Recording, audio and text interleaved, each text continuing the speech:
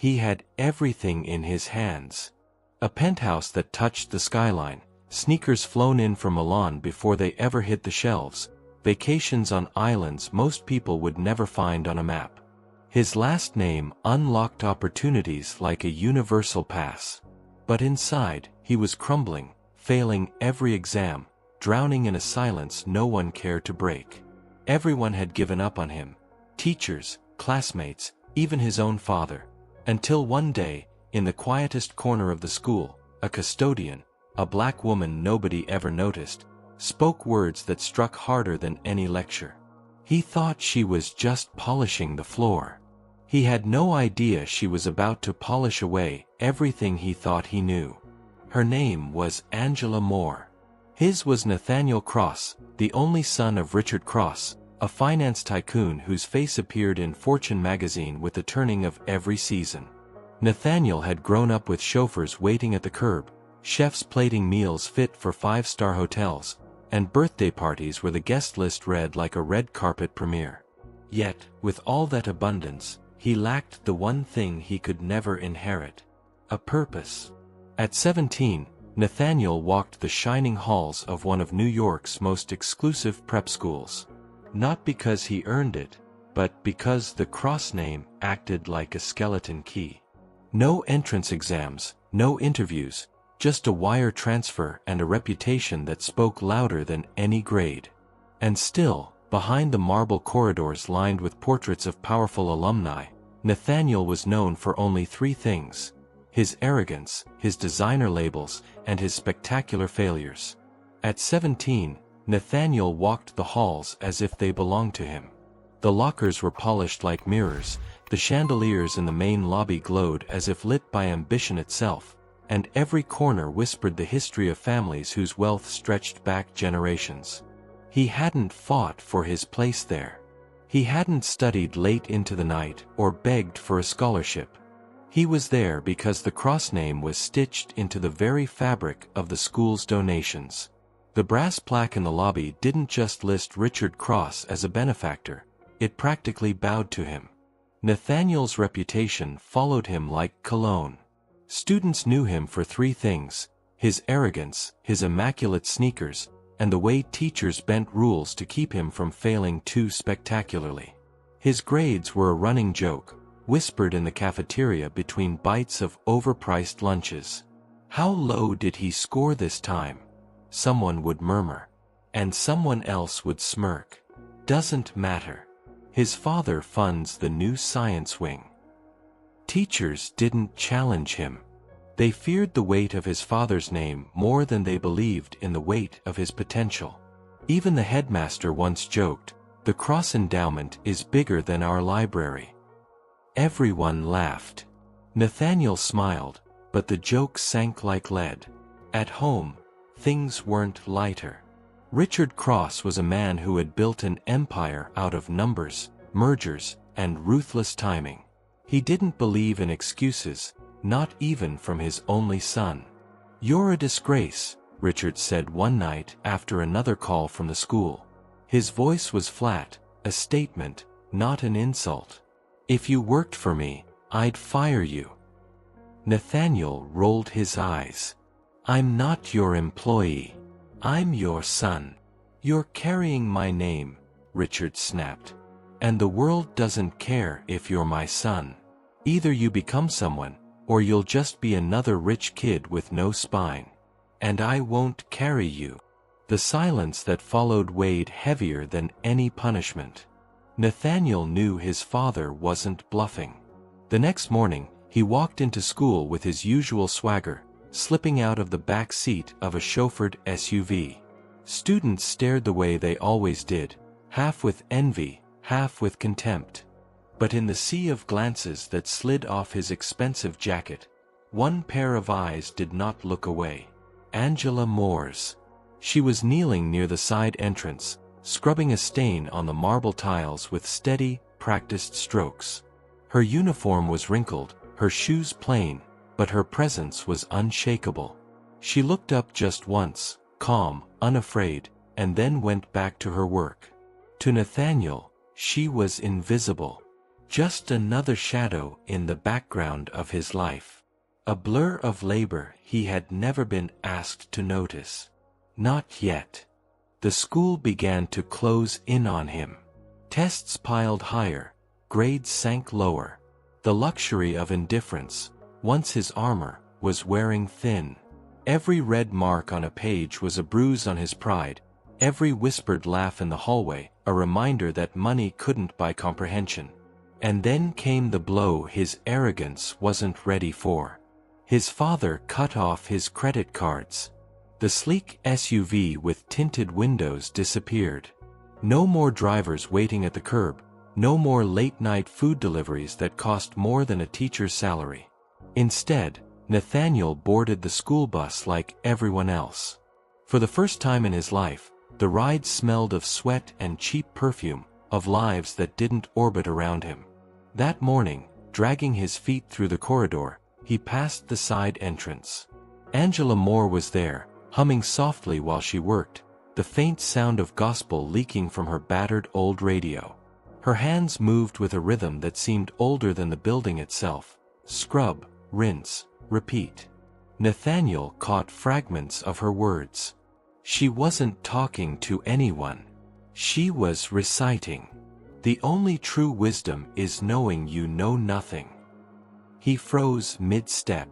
What did you just say? He asked, his voice a little sharper than intended. Angela looked up, her gaze steady, her tone calm. Something you're not ready to understand. He laughed, a short, dismissive sound.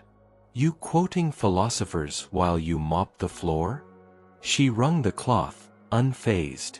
Stranger things have happened. Something about her words, it wasn't just the sentence. It was the ease, the quiet certainty with which she spoke.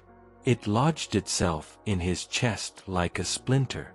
The rest of the day dragged on, but the phrase haunted him. Knowing you know nothing. The more he tried to shake it, the more it echoed. By nightfall, it was louder than his father's lectures, sharper than the red marks on his exams. The next morning, he found himself scanning the hallways, not for classmates, not for teachers, but for her. And when he saw her again, bent over a bucket near the cafeteria, he stopped. You said something about wisdom yesterday, he muttered, almost defensive. Angela straightened slowly, wiping her hands on her apron. And you remembered? Yeah. Strange thing for a janitor to say. Her eyes narrowed slightly, not in anger, but in clarity. Strange when a boy with the world at his feet can't pass a simple reading test. The words struck harder than any insult ever had. For the first time in a long time, Nathaniel had no clever reply. You used to be a teacher, didn't you? He asked quietly. Angela crossed her arms. Not just philosophy. Literature, history, the things that make sense of a world that doesn't. She studied him for a moment. Why? You want me to teach you? He hesitated, then nodded. I need help. I can't keep failing. Her silence stretched long enough to make him shift uncomfortably. Finally, she said, one condition. You leave your pride at the door. In here, your last name doesn't matter. Only the truth does. Nathaniel swallowed, the words heavier than he expected. Fine. I'll try. Angela reached into her cart, pulled out a red notebook worn at the edges, its pages blank but expectant. She handed it to him. Then start here. Right. Every morning, you meet me before classes begin. Every night, you fill these pages with what you've learned, what you've felt, what you can't yet explain. Don't write answers. Write honesty. Nathaniel turned the notebook over in his hands. It felt heavier than any textbook. And if I fail, then you'll finally be doing it right, she said. For the first time in his life, failure sounded like a beginning. The next morning, Nathaniel arrived earlier than he ever had before. The campus was quiet, wrapped in a fog that clung to the windows like secrecy. Students weren't due for another hour. The janitorial cart stood in the east wing, its wheels locked, a red notebook resting on top as if waiting for him. Angela was there, polishing the floor in wide, deliberate circles. Her radio hummed an old jazz tune, scratchy but alive. She didn't greet him with a smile or a question. She simply pointed at the notebook. "Well?" she asked. He opened it. The first page held his messy scrawl from the night before. "I don't know how to do this. I don't even know where to start." Maybe that's the point. Angela read silently, then closed the notebook with care. "Better than most essays I've graded in my life. You didn't fake it." 4 weeks, this became their rhythm. Dawn would find Nathaniel sitting cross-legged on the floor of the abandoned art room, notebook balanced on his knee, answering Angela's questions. Not questions with right answers, but ones that left him restless. What does silence sound like when it's not empty?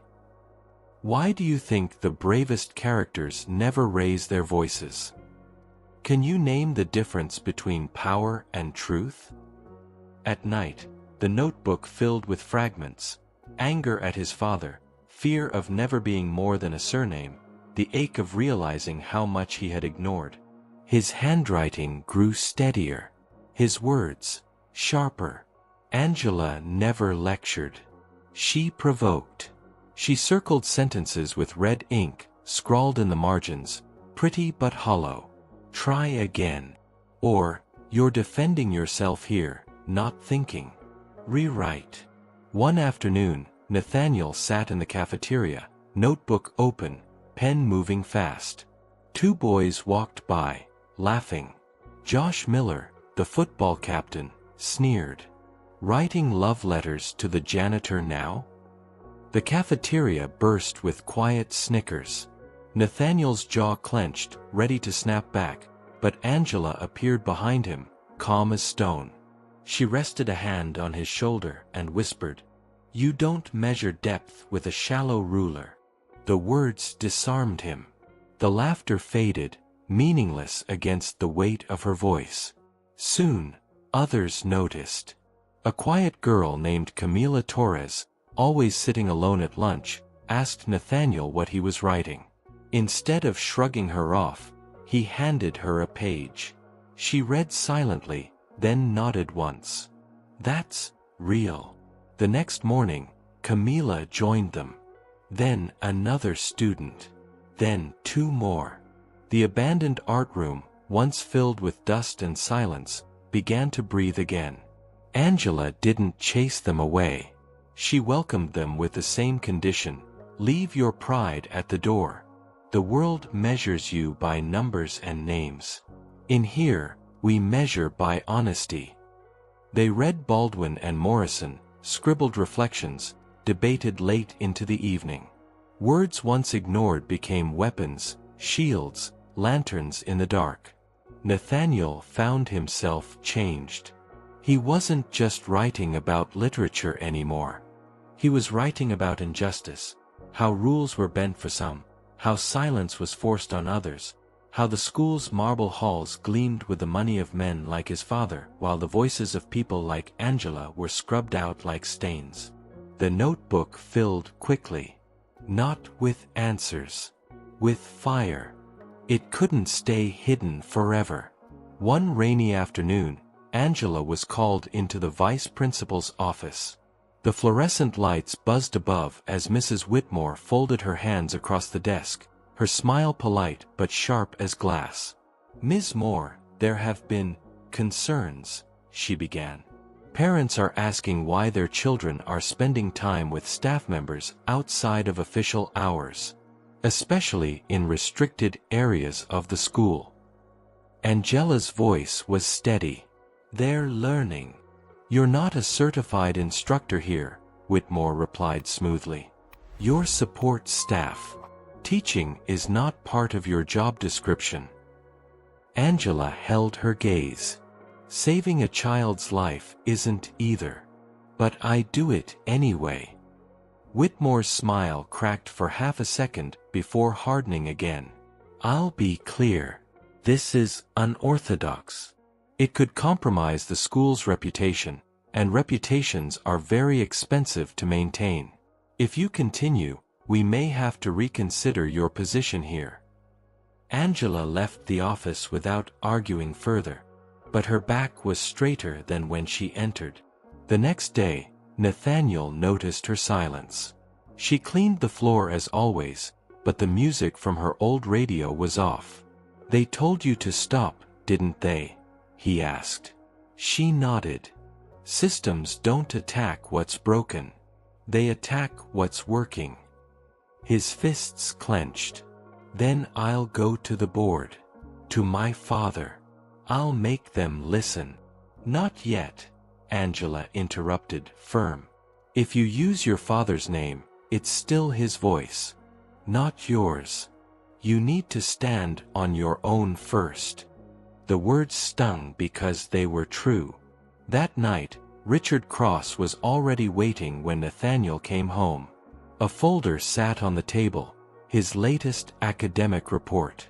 Richard didn't even look up from his phone. Your grades are improving, he said flatly. Finally. Who's tutoring you now? Nathaniel hesitated. He wanted to protect Angela, but a surge of defiance rose. Angela Moore. The janitor. Richard lowered his phone, his eyes narrowing. For a moment, silence stretched like a blade. Then he gave a short, sharp laugh. You're joking. A custodian is your teacher? That's pathetic. She's taught me more than any of your overpriced tutors, Nathaniel shot back. She made me think for myself. She made me see. Richard stood, voice dropping into a dangerous calm. You're embarrassing this family. Spending time with people who have nothing to offer you. If you continue down this road, you lose everything.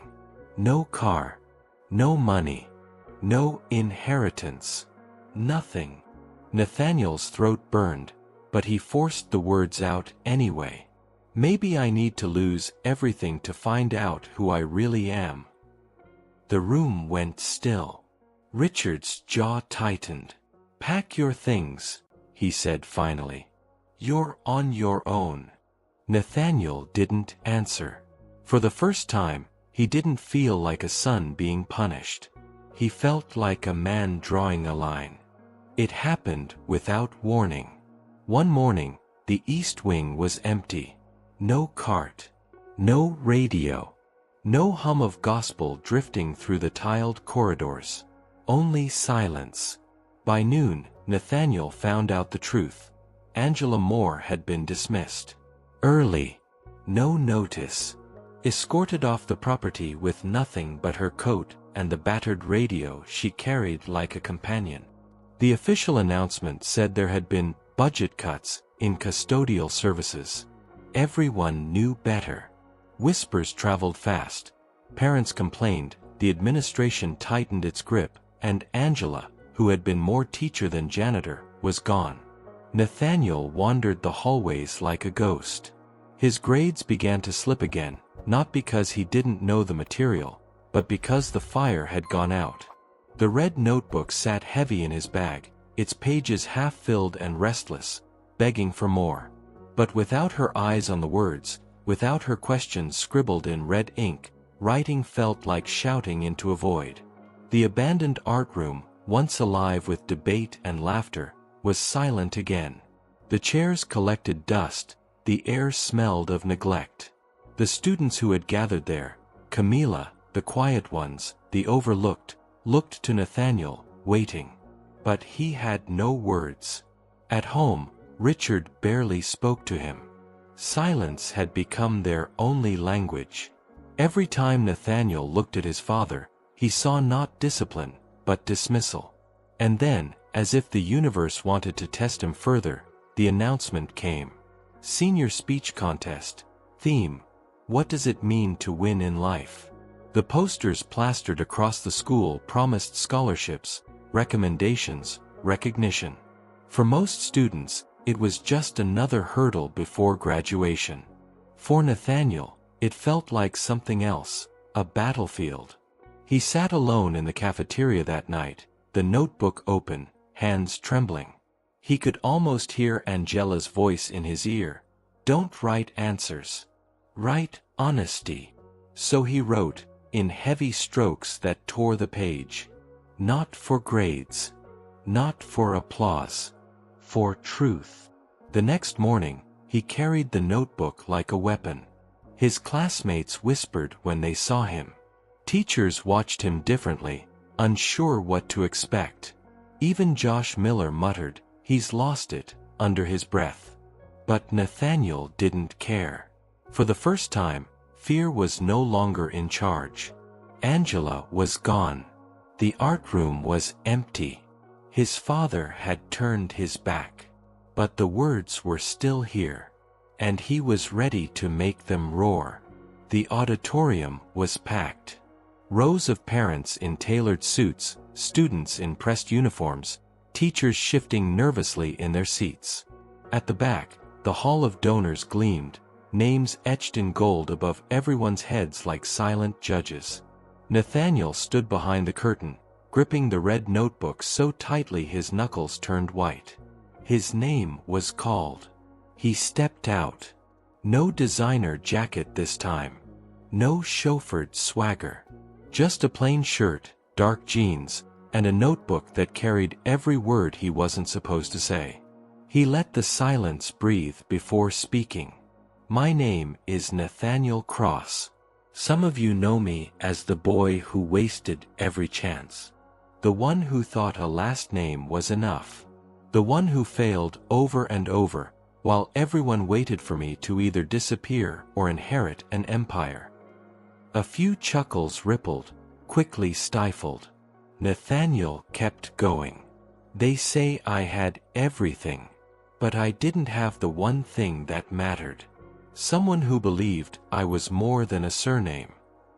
He opened the notebook, pages covered in his restless handwriting and Angela's red ink. She wasn't my teacher. Not officially. She had no office, no authority, no title. Just a mop, an old radio, and the courage to see through me when no one else would. Her name is Angela Moore. And she didn't just clean these floors, she cleared the fog from my life. The room shifted. The vice principal's face tightened, whispers spread like sparks. But Nathaniel's voice only grew steadier.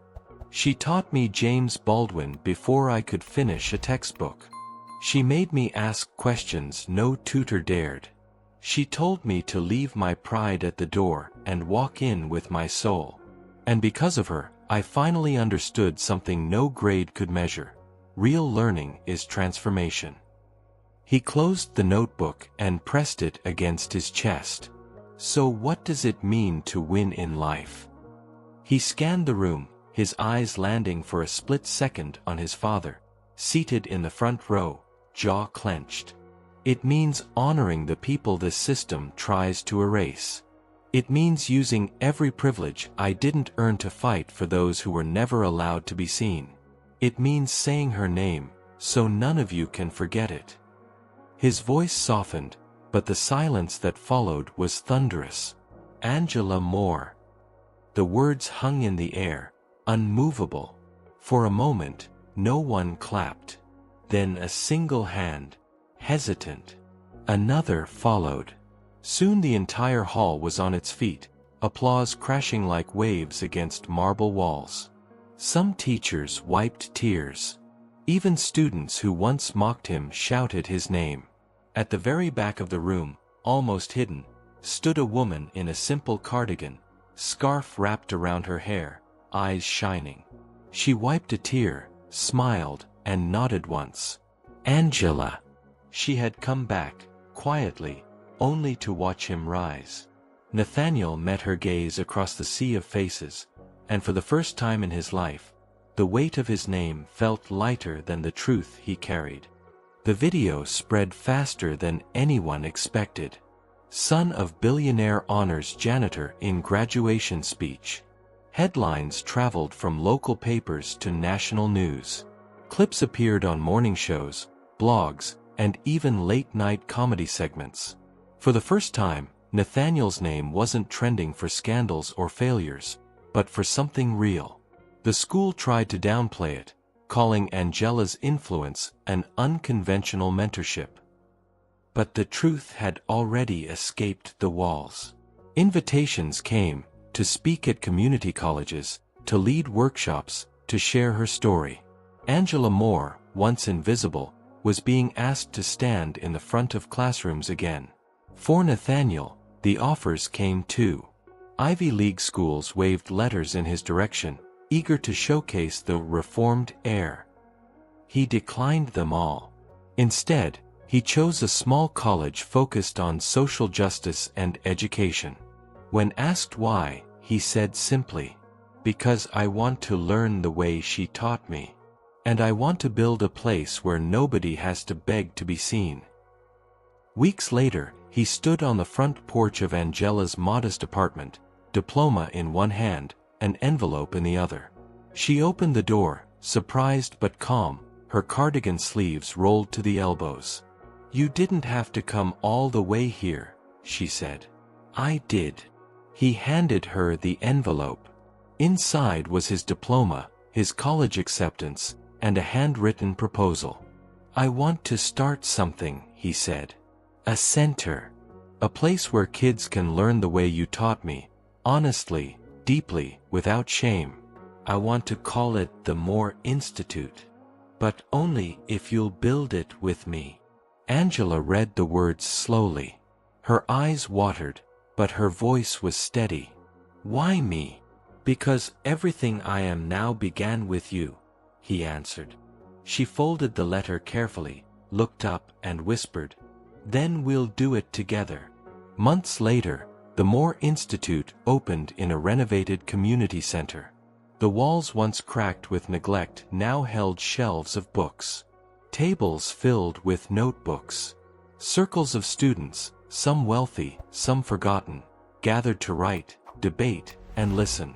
Angela taught with chalk and stories. Nathaniel organized programs and fundraisers, but neither ever stopped learning. The city noticed. Awards followed. Articles praised their work. But the true reward came quietly, one evening, when a 12-year-old handed Angela a notebook filled with shaky handwriting. "This place made me feel smart for the first time," the boy said. Angela cried. Nathaniel too. Even Richard Cross came once, standing quietly in the back during the Institute's opening ceremony. He didn't speak at first. But as the crowd dispersed, he found Nathaniel outside. "I didn't expect to cry today," Richard admitted, his voice low. "I didn't expect to forgive you," Nathaniel replied. For a long moment, father and son stood facing each other, not as heir and tycoon, but as two men trying, both scarred, both searching. Then they embraced. Years passed, and the Institute grew. One night, Nathaniel accepted a national award for education reform. He stood on stage, microphone in hand, the red notebook still in his pocket. "They said I failed at everything," he told the crowd. "Until I learned one thing. Greatness doesn't come from being seen. It comes from seeing others. And sometimes, the person who teaches you the most isn't wearing a suit, they're carrying a mop," quoting Baldwin when nobody's listening. "Her name is Angela Moore. She didn't just save my grades. She saved my soul." The audience rose to their feet. Nathaniel closed his eyes, holding the notebook, hearing not the applause but the quiet echo of Angela's voice from years before. "Leave your pride at the door. Come in with your soul." In the end, it wasn't about grades, or scholarships, or even headlines. It was about a boy who carried a heavy name, and a woman the world tried to erase, meeting in a forgotten hallway, with nothing but a mop, a radio, and a truth too strong to stay silent. The system measured him by numbers. She measured him by honesty. And when he finally chose to see, he discovered that greatness doesn't live in marble halls or golden plaques. It lives in the act of lifting someone else. Nathaniel Cross kept the red notebook until his hands grew old. But the words inside no longer belonged to him. They belonged to every student who walked through the doors of the Moore Institute, every child who realized their voice mattered. Because sometimes, the most powerful teachers aren't the ones with titles or offices. They're the ones who refuse to let you disappear. And Angela Moore refused.